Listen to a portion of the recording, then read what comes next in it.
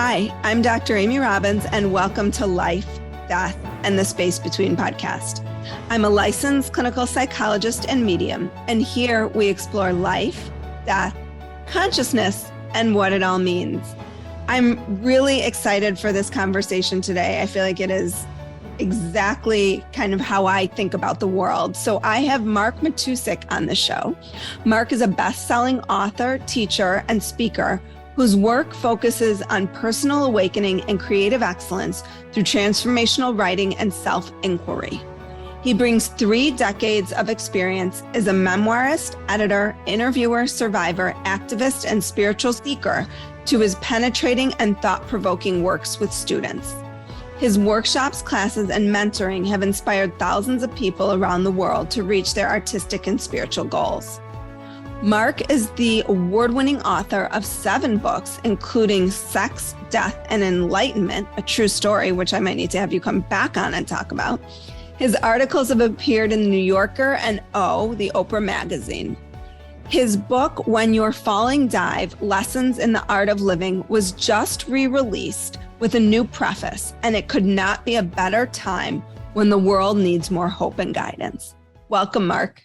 Thank you, Amy. It's great to be here. Thank you. Thank you so much for everybody who has supported the podcast. So there's so many ways you can support the podcast and the work that I'm doing. One, you can spread the word about the podcast. So share the podcast with someone you know, repost my anything on social media. If you are a therapist listening to the podcast and you have a client who you think would benefit, share it with them. This podcast has grown completely organically. I've never done advertising. I've never done anything to boost the podcast. It is all because of you all sharing the podcast. Other ways that you can support the podcast is through Patreon. Go to Patreon, put in Dr. Amy Robbins. You can find different tiers to support the podcast at the $5, $10, or $20 level, or any other denomination. And my $20 supporters do get once quarterly Zoom calls with me. They've been fabulous. Thank you so much. And I just want to point out what a difference this makes for me. Right now, the podcast is supported by you all, and I'm so grateful. If you benefit from the podcast, if your life has shifted or changed as a result of the podcast, please help me continue to help you have on these great guests. Also, follow me on Instagram, Dr. Amy Robbins. I love hearing from my listeners. And lastly, rate, review, and subscribe. That is super important. I also love reading the reviews. Thank you all for all of your support, for all of your love, for all of your helping to collectively raise the consciousness of this planet. I am so incredibly grateful. So can you tell us about your spiritual seeking journey? Because it's a fascinating one, and you were definitely kind of thrown off what we hope our life's path to be without thinking that anything is going to go wrong. Right. In a way, I feel like I've been a seeker since I was a kid because I grew up with a lot of questions that were unanswered and a lot of suffering that was unaddressed. And the combination of those 2 things really creates a seeking mentality where you're looking for solutions. You're looking for ease to your own suffering. So the foundation for that was laid when I was a very young kid. But then in my late 20s, I had a life and death epiphany. I was diagnosed with a fatal disease. I had 5 years to live maximum. So I quit my job. I had a great job in New York, and I quit everything. I went to India, and I became a Dharma bum for the next 10 years or so, really just waiting for the axe to fall, which it never did, strangely enough. But for those who can't see you, how old are you? Oh, I'm 65. Okay. So even though I survived, during that time, I got a very intensive introduction to Dharma, to spirituality, and to self-exploration. You know, there's nothing like crisis to push you to the edge. Right. And your values change. All of a sudden, what you need, transforms into life or death questions, existential questioning. And what is it that survives, if anything, a physical body?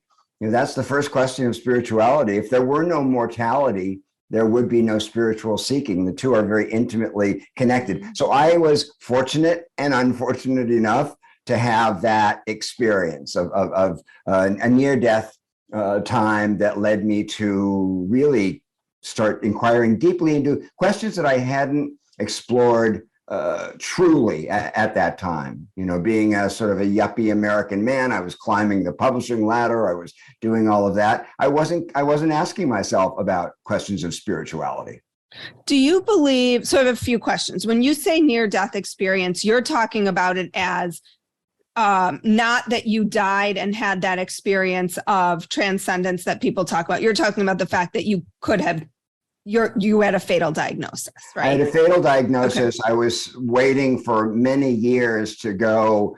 According to my blood work, I shouldn't have been there, and something carried me through. I don't know why I never actually got sick, but I was teetering on the edge. That's what I mean by a near-death experience. It's a different kind, but no, my body never physically died. I never saw the light at the end of the tunnel. We talk about both those things on here, so just want to clarify for my listeners. My other question is, do you believe that we can get to the place where you were without that sort of existential crisis? No, I don't. In fact, I don't. And people ask me this a lot around my work, you know, well, can't I get there through joy? You know, can't I awaken through bliss? I've never seen it happen. There seems to be an inextricable link between facing our own impermanence and awakening spiritually. I don't think you can have one without the other. So do you need to actually be diagnosed with a disease? No, absolutely not. You know, you can just have a severe recognition of your own mortality, and that can be enough to shake you up and push you to ask the kinds of questions that spiritual seekers ask. Who are we? Where do we come from? You know, where are we going? What's the purpose of all this? Until we are shaken out of the status quo, we don't ordinarily ask those questions voluntarily. Mm-hmm. I like to say that most people are dragged kicking and screaming onto the spiritual path, and I really think that is true. Yeah, I would agree with that. I just wasn't sure, because for people, you don't know this, but my listeners do, my experience onto this path was a death of someone very close to me. And so that is, you know, what pushed me into this realm. This book is like a bunch of vignettes, I guess, of people's personal experiences kind of facing their own whatever life crises. Some of it's mortality, some of it is just life eruptions, I guess, like losses, things like that. But one of your teachers, I believe, said, I dig in one place as you were seeking. Yeah. What does that mean as we are right now, I feel like, on this cusp of people who are really seeking and maybe running from the place in which they are, and yet is that spiritual bypassing in some way? Or what do you think about that? It can become spiritual bypassing. It was becoming it for me. I realized that I was actually running. I was escaping rather than doing the kind of in-depth work that I needed to do, the practice that I needed to do. It was easier to go to the next workshop or I've got to go to India for this, or I've got to seek it outside of myself. And I finally hit the wall. And I came across that teaching by Meher Baba, the late, great Parsi spiritual teacher. He said, dig in one place. And something else that I thought was funny, there was a teacher named Da Frijan who said that most spiritual seekers are narcissists in drag. I saw that because you were talking about like, this will ruin there was like several books you read, or one book, and you referenced like, this will destroy your mojo for spiritual seeking or something. You know, though, for me, it was good because I had gotten addicted to my identity as a spiritual seeker, and it was always somewhere else. I was always going to find the answer, the deeper teacher, the more profound path somewhere else. And it forced me to stop.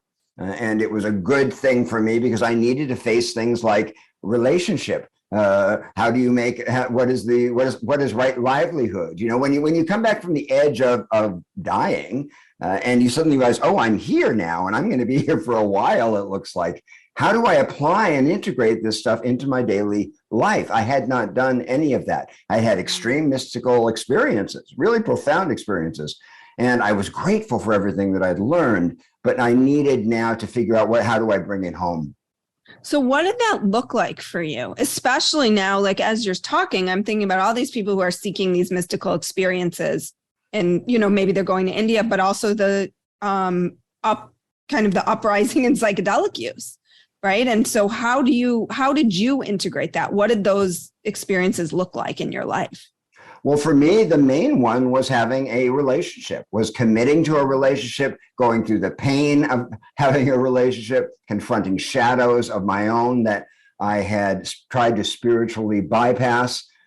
It was earning a living. And how can you be in the world as an awakening person without sacrificing or compromising your values, your integrity, what really matters to you? So in my own case, that meant switching from pop journalism. I used to work in the magazine world doing cultural kind of journalism, to psychology and spirituality, things that really mattered to me. So I had to bring my work into balance with my actual values, which had changed. So for me, that was part of it, but it was really the emotional, it was really the intimacy stuff, and realizing that I used to feel like it was a kind of a fire around my heart, a kind of a ring of fire around my heart that I just wouldn't let anybody in. I couldn't, because there was too much damage in my early life, and I hadn't done the work to see what that really was, how it was changing me, how it was also creating a lot of magical thinking around spirituality. I realized a few years into being a seeker that I had this ulterior motive for seeking, which was, if I can awaken, I won't feel pain anymore. Mm-hmm. You know, I thought that was going to be, wasn't that the deal? Well, au contraire, you know, you feel more pain even as you feel more joy. Yeah, I've had that actual experience, particularly around doing this podcast, which does have a focus on death. And that in some way, in me talking about death, do people think that then means that I'm not, like, that would circumvent the pain of dying? Or it's actually not the pain of dying, it's the pain of, for me, of losing someone I love. You know, my kids seems like the worst possibility. And just thinking about that you're absolutely right. It does not minimize. It actually makes it exacerbates it. And for a lot of people, that's really scary to feel more deeply. Yeah, it's true. And unsafe. Absolutely. No, it's absolutely true. What it does do, exposing yourself to mortality, the idea of death, just entertaining the possibility that someday it might happen to you. It will. I'm being ironic. It inoculates you. And the more you expose yourself to it, the less shocking the idea of your own mortality becomes. Mm-hmm. And I think that really does serve a purpose. So while it's not taking your pain away by doing this podcast, I dare say that the more you immerse yourself in it, you share with other people, there's more courageous you become in yourself, and the wiser in terms of confronting your own fragilities and vulnerabilities. Well, and I think too, the more able I find myself, the more comfortable I am, not only talking with patients about death, but also people who have lost loved ones in everyday life, where it tends to be that you shy away from that. You don't want to discuss their dead, whomever, because they're going to remember that person as if they've somehow forgotten. Right. It's like saying, I don't want to talk to a dying person about death because I don't want to scare them, as if they're not actually already dealing. Right. It's not on their mind. They're thinking about, what they're going to have for dinner tonight. Right. So you've worked with so many people over the years. What do you find to be the most common story we sort of tell ourselves that keeps us stuck? Or is there one? Well, I'd have to say the old victim story, the archetypal victim story, which has a million different iterations and manifestations. But the idea that life is somehow happening to us, that we are at the effect of life, that we are stuck with our circumstances, that our circumstances define the quality of our lives, just that whole passive way of looking at life is something that I come across all the time with students, and certainly with people in the book. There were people in the book who, before they had a catastrophe, a real disaster, had lived lives that had a lot of self-pity in them. Mm-hmm. But after they went through something, life and death, the self-pity wasn't there anymore. Mm-hmm. And that's because they were now grateful for their lives. And Mm-hmm. that's one of the deep lessons that I've learned personally, and also with people I've spoken to, is that gratitude really is the antidote to self-pity. You can't feel that both at the same time.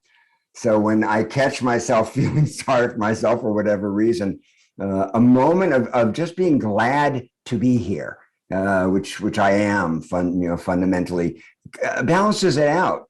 And I can't believe my own woe is me story.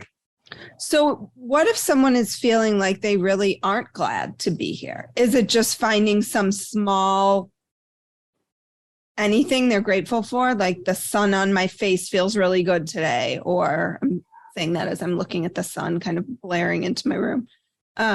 Is it that simple? Because I guess how do we not fake that gratitude? Right. And no, I would, that's not what I would do if someone I was working with said, I am really not glad to be here. I don't appreciate my life. I would rather not be gone. I would want to go with them into the reasons why. Mm-hmm. What are the stories that are supporting that? Mm-hmm. Why would it be easier to not be here than it is to be here? That's a great question to start with. Mm-hmm. And if you explore that question, you're going to see very clearly why, where their life force is going, why they have one foot, on the other side.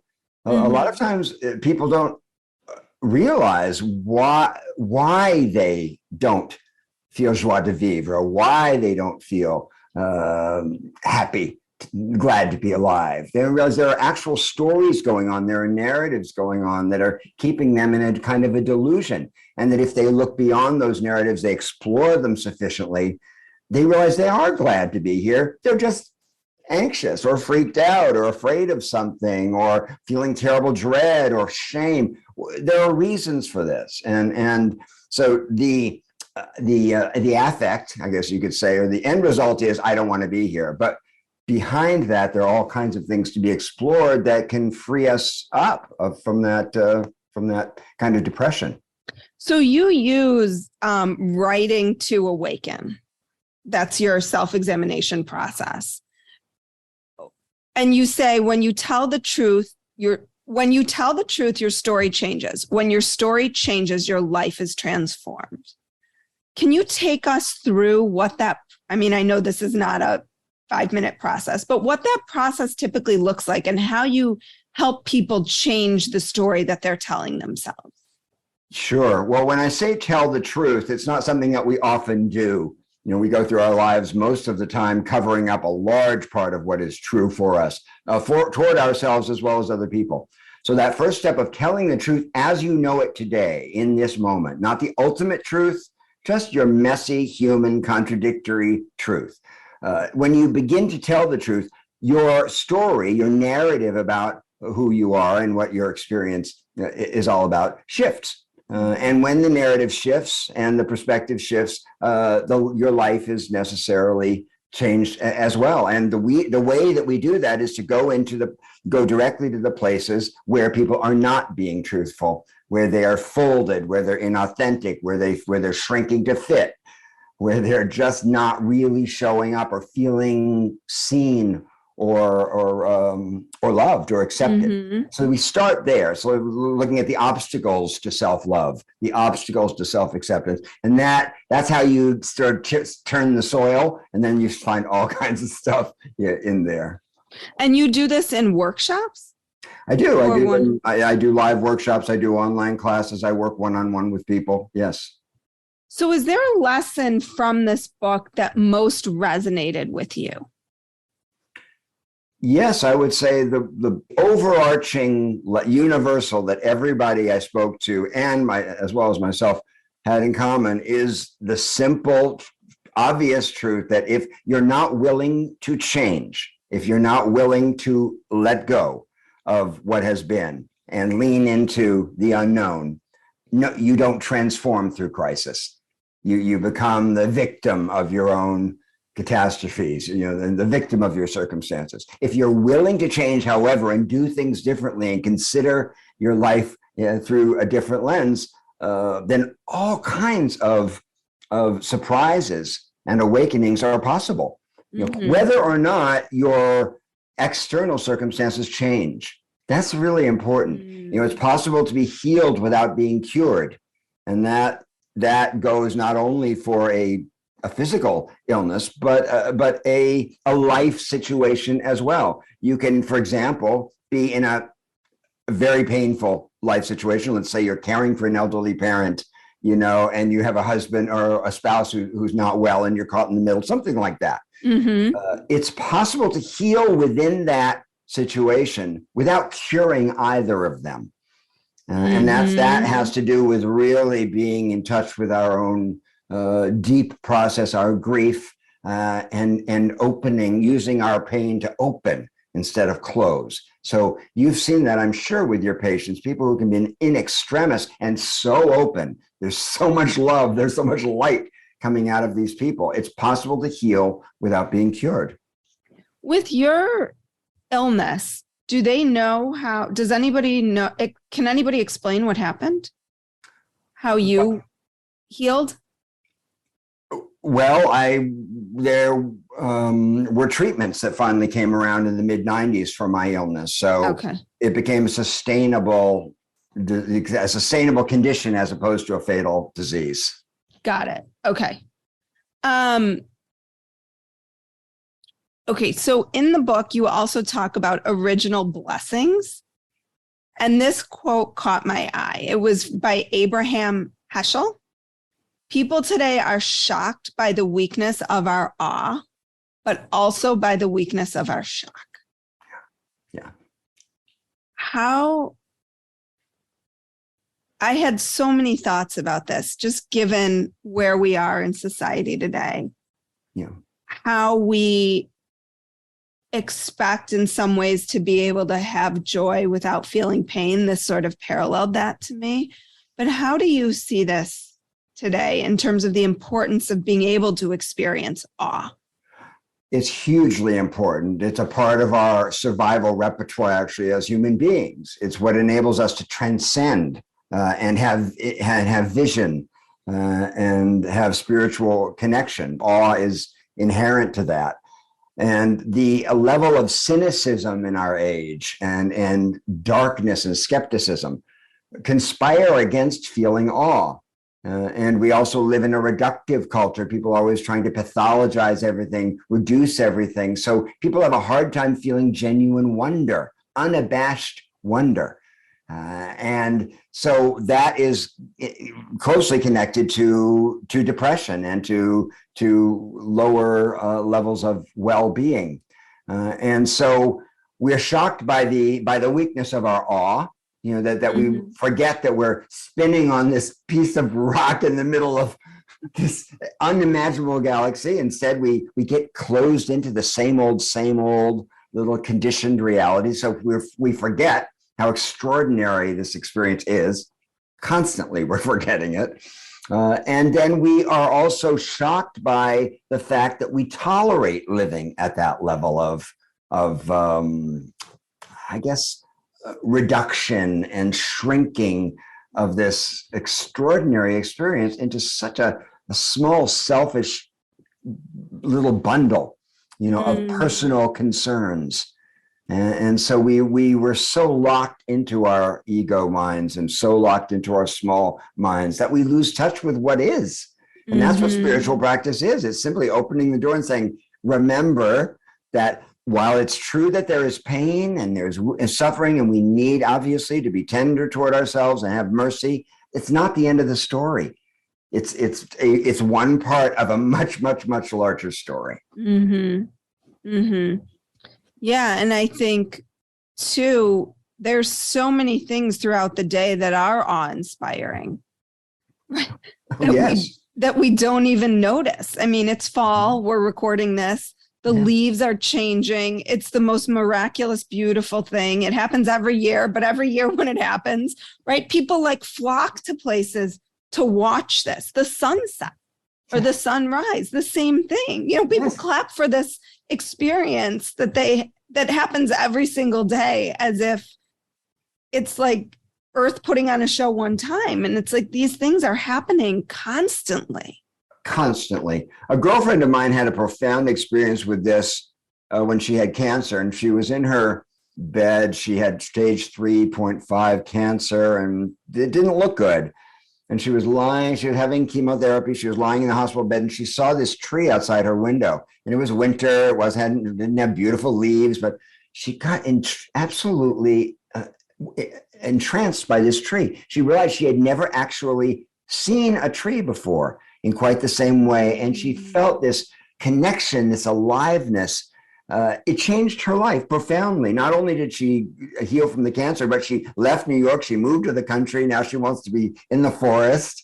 And it's changed her deeply. But she had to lose everything before that could happen. Mm-hmm. I think we have to be pushed outside our comfort zones in some way. And that's what spiritual practice does. So if you sit down on your meditation cushion and you shut your eyes and you sit, you're really going to the edge. You're really looking at your life bare, transparently. And that in itself is an awakening experience. When I can get past the grocery list. The grocery list and what's going on in your head. Right. It's always like, oh, come on. Can we, like, anytime I sit in meditation, I'm like, can we just like get to the good part, please? Like, I know my mind needs to settle and it needs to do all these things, but like, can I just jump that grocery list, what we're having for dinner? Did I forget to pick up one of my children today or drop them off or whatever it is? Oh, okay. So I want to pose this question that one of your teachers, whose name I'm going to maybe not get right, Saki, is it Saki? Saki, the stress guru, Saki Santorelli, posed to you, I think it was to you, which I thought was fascinating because I answered it and then I was like, oh, do you go through the mountain or around the mountain? I'm just going to take a moment for everybody to answer that question in their own mind. And can you share with us his teaching on this? His or her? His, her, there. Yes, Saki. He's a wonderful doctor, wonderful teacher. He worked with John Kabat-Zinn. They run the mindfulness-based stress reduction clinic up in Massachusetts together. And he was talking about our normal way as willful, ego-driven human beings to want to bore through our obstacles and confront and aggress instead of taking the path around the mountain, which will take us to the same place, only we won't be bloodied and we won't be exhausted and we won't have to go through that kind of stress. And that is a huge lesson for us in a culture that's all about push. It's all about get through it, as opposed to finding the path of least resistance, which sometimes is going around it and gives us it's so much more graceful, and it's less aggressive, and it doesn't take nearly as much effort. So that's what Saki was talking about. Mm-hmm. And some people would say that's like in some ways, that's very anti-Western, what we've been taught from the Western. It is. It's not the patriarchal way, you could say, to kind of blast our way through. We're taught to do that. We're taught to make our will felt. And you see it in the environmental crisis that we have today. There has been very little going around the mountain. Things that have been built have been in spite of nature, not in concert with nature or in respect with nature. And that's our major problem here. We're not living in concert. We're not living in respect with our environment, nor with one another. If we weren't, we wouldn't be, going through people to get what we want. We'd be saying, how can we do this together? And that's not our way. Right. I don't know who I spoke to. It was a while ago where I was talking about the earth and, our destruction of it. And this person said, Mother Nature will figure out how to kind of dispel people, humans. That's right. If needed. That's and right. It's, we see this happening and we're ignoring it, but the planet ultimately could be okay. As humans, we won't survive, but the planet will. The planet's going to be fine until it gets hit by an asteroid or the sun burns out, Earth is going to be fine. We're the problem. We're the problem, and the problem is ours. It's self-created. And who knows what the human future looks like? I'm not worried about planet Earth. She will mend. She has survived. Gaia has survived a lot of destruction. This is our grave that we're digging here. It's right. And the surreal thing is that we know it, we see the evidence, we know the proof, and yet somehow we have this human capacity for denial that helps us go. Keep going in our, one day at a time. And well, what am I going to do about it? Or the underlying message, which people don't talk about a lot, which is we're not going to be here anyway. Speaking of, this is a show about life and death. I am completely convinced that many of the people who are making laws and doing policy are lackadaisical because they're not going to be here. It just doesn't affect them personally. And at least in this life, perhaps, in this life. And so It sounds very cold to say, but I'm convinced that plays into it. That's why when you hear Greta Thunberg, that wonderful young activist, say, furious that you're leaving us with this problem that's not going to be yours. I completely get it. And she's right. Our belief that doing nothing is better than doing something, whatever that something is for one person to do, that matters. That one little thing, whatever it is for each and every one of us, matters.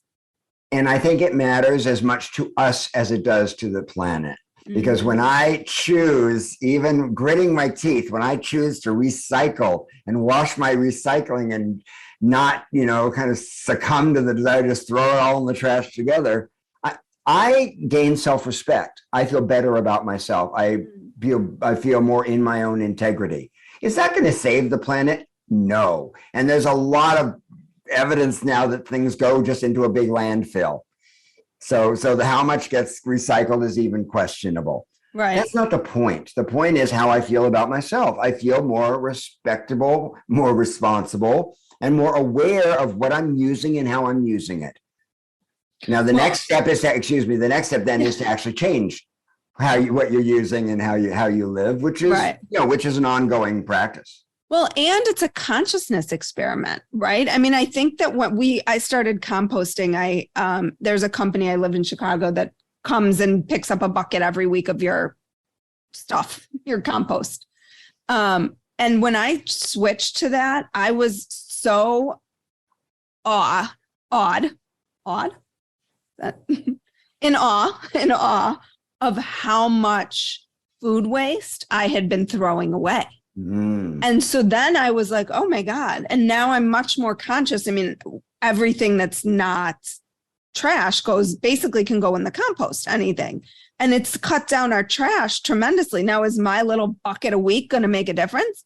I don't know, but it's certainly not going into a landfill. And so though it's like these little things that, one, make you more conscious and aware, two, make you feel like you're doing something to help. That's really the point. You feel like you're on the side of healing and you're on the side of progress, and it feels healing to do it, because the other requires a kind of shutting down and denial that is unhealthy. When I put my metal in my trash can, as opposed to recycling it, I feel badly. I feel lazy. I feel angry at myself. I mean, it sounds exaggerated, but those are real feelings. And I do think that what we feel and what we think affects our quality of life and our presence. Well, and I feel like what you're talking about and what I often talk about is just this process of raising your consciousness and your awareness. And so exactly as you were describing, that is what that has done for you. It's what it's done for me. And you then feel the pain in some way, right? When you throw something away that shouldn't be, but you also feel the joy of experiencing doing good, even if it's on a small scale. Exactly. And then it becomes a spiritual practice like everything else, because on a day, let's say that I don't recycle, that's great spiritual grist for the mill. What's going on? How am I tuning out? Where am I Where am I lying to myself? What are the stories I use to justify my own my inconsistency? This is all great material for self-inquiry. So as a writing teacher, what I say is explore those questions, because those questions really take you to the heart of what you care about and the quality of your consciousness. Well, and I think it's so great how you put that just now, because it does allow for people to just be introspective in simple ways. This isn't complicated. We overcomplicate this. It's not any more complicated than sitting on a meditation cushion by yourself. You could say, well, that's not changing the world. That's not doing anything. But that is the most profound thing you can do, is whether it's meditation or something else. That act of self-knowledge liberates the world. It's not, the cliche, you are the world. We are. And so when I change myself, I am changing the world. That's all I have control over. I can't change anyone else. And the hopes of making large-scale external change are nil for any of us. But that's not the point. If the point is to know ourselves and to awaken, then every single thing that we do, are all of our choices, and the thoughts that we think, the feelings that we feel are part of that awakening. If we start to pay attention, that's when life gets interesting. So can we do a quick speed round? Sure. Okay. Spirituality means opening to the unseen and knowing that all things are one. What is something most people don't know about you? That I am quite shy and have struggled with a lot of social anxiety in my life. What is one thing you are looking forward to right now? Moving to a place that is less expensive than East Hampton, New York. Do you have a plan for where that will be? Yeah, I'm just putting it out in the universe. Okay, you'll have to keep us posted. What is one thing you are deeply grateful for right now? I'm genuinely grateful that I'm here talking to you and that I feel good today and there's love in my life. That's beautiful and very present. What book is on your nightstand? Right now I'm reading, it's called The Goldfinch by Donna Tartt. Oh, yeah. It's been on my list for a long time. How is it? It's good. If you like reading fiction before you go to sleep, which I do, it's a book you can just fall into. It's 600 pages long. Yeah, I heard it's a long one. I think that's what kept me away from it. It's very long, but the characters are beautifully drawn and she writes beautifully. What's your favorite spiritual or healing practice? I love listening to satsang in the afternoon. I listen every day. I take a meditation break in the afternoon and I listen to a talk from a wise one. And today with YouTube, it's so extraordinary that I can listen to Pema Chodron. I can listen to Mother Mirror. I can listen to any teacher almost that I want to. To me is just the most wild thing. Speaking of awe, the fact that we have access, that I can go and I can watch, video of Sir Thomas Keating or some of these great teachers. It, to me, is an incredible joy. Mm-hmm. What do you believe happens when we die? I have no idea. I haven't the vaguest idea what happens. I know what I've read. I've interviewed lots of people who have gone to the other side and come back. I've spoken to lots of, Ibn Alexander, James Rediger, all kinds of people who have. But personally, I don't know. I have no idea. Mm-hmm. I couldn't possibly know. But I'm looking forward to finding out. Not too soon. Right. Well, Mark, thank you so much for your time today. If people want to learn about you, your work, what you're up to, where can they find? They can find you now in the East Hampton, but maybe not forever, right? Well, they can find me on my website, markmatousek.com, or check out theseekersforum.com, which is my online self-inquiry community where we do a weekly writing group. I guide people in a writing practice every week. It's a wonderful community, international, and we'd love to have you. So that's theseekersforum.com. Great. Well, thank you so much for your time today and for this really enlightening conversation that I'm sure people will take little nuggets away that they can apply in their life. So thank you. Thank you, Amy. Like what you heard today and want to hear more?